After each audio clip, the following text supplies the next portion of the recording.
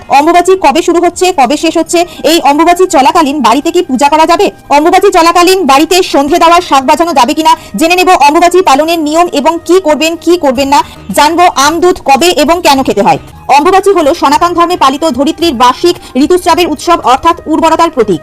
আষাঢ় মাসে সূর্য মিথুন রাশিতে প্রবেশ করার পর এই তিথি শুরু হয়। এই 3 দিন ধরিত্রীমা ঋতুমতী হন এবং প্রকৃতির নতুন করে সৃষ্টির জন্য প্রস্তুত হয়। অম্বু শব্দের অর্থ হলো জল এবং বাচী শব্দের অর্থ হলো বিকাশ বা প্রকাশ। গ্রীষ্মের দাবদাহের পর বর্ষার আগমনে ধরিত্রী সিক্ত ও উর্বর হয়ে ওঠে।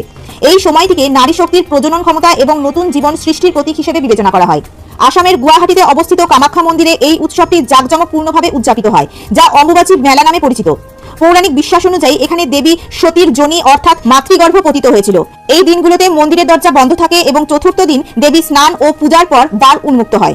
অম্বুবাচী চলাকালীন অনেকেই জানতে চান বাড়িতে কি পুজো করা যাবে এই অম্বুবাচী চলাকালীন, বা সন্ধে দেওয়ার শাক বাজানো যাবে। অম্বুবাচীর প্রকৃত শাস্ত্র অনুসারে নিয়ম কি এবং কি করবেন এবং কোন কোন কাজ আপনারা অম্বুবাচী চলাকালীন ভুল করে করবেন না। এবং আরো একটি প্রশ্ন হলো আমদুধ কবে এবং কেন খেতে হয়। অম্বুবাচী চলাকালীন বাড়িতে বা মন্দিরে কোনো দেবদেবীর নতুন পূজা বা মাঙ্গলিক অনুষ্ঠান করা শাস্ত্র অনুসারে একেবারেই নিষেধ। এই 3 দিন দেবী প্রতিমা বা পট লাল কাপড় দিয়ে ঢেকে রাখতে হয়। তবে কেবলমাত্র ধূপ বা প্রদীপ জেলে ইষ্ট দেবতাকে প্রণাম করা যায়। পাশাপাশি গুরু পূজা বা মন্ত্র জপ করার নিয়ম রয়েছে শাস্ত্র অনুসারে। অম্বুবাচী চলাকালীন বাড়িতে সন্ধ্যা বা প্রদীপ দেওয়া যাবে, তবে এই সময় শাঁখ বাজানো সম্পূর্ণরূপে নিষিদ্ধ।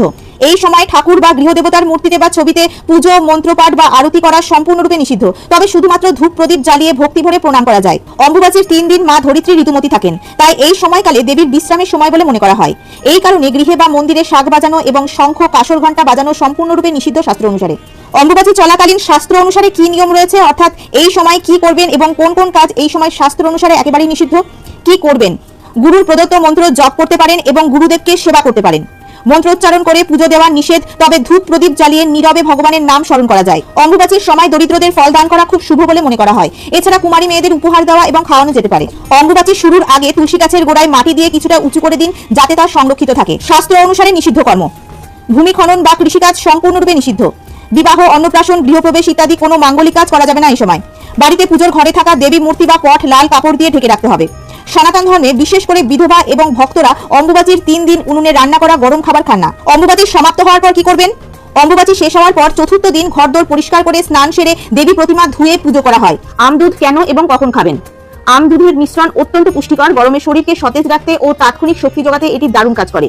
অম্বুবাচীর 3 দিন বাড়িতে কোনো রান্না বা শুভ কাজ করা হয় না, তাই এই দিনগুলোতে সাধারণ অন্ন গ্রহণ না করে কেবল ফলমূল ও আমদুধ খেয়ে ফলাহার করার নিয়ম রয়েছে। এই বছর অর্থাৎ 2026 সালে বাংলা 1433 বঙ্গাব্দে অম্বুবাচীর প্রবৃত্তি অর্থাৎ শুরু হচ্ছে 22 জুন 2026 বাংলার 7ই আষাঢ় 1433 সোমবার রাত্রি 9টা বেজে 10 মিনিট গতে অম্বুবাচীর প্রবৃত্তি অর্থাৎ শুরু শ্রী শ্রী দেবীর অম্বুবাচী যাত্রা। এই বছর অম্বুবাচীর নিবৃত্তি অর্থাৎ সমাপ্ত হচ্ছে 26 জুন 2026 বাংলার 11ই আষাঢ় 1433 শুক্রবার দিবা 9টা বেজে 33 মিনিট গতে অম্বুবাচীর নিবৃত্তি কামরূপ কামাখ্যা ধামে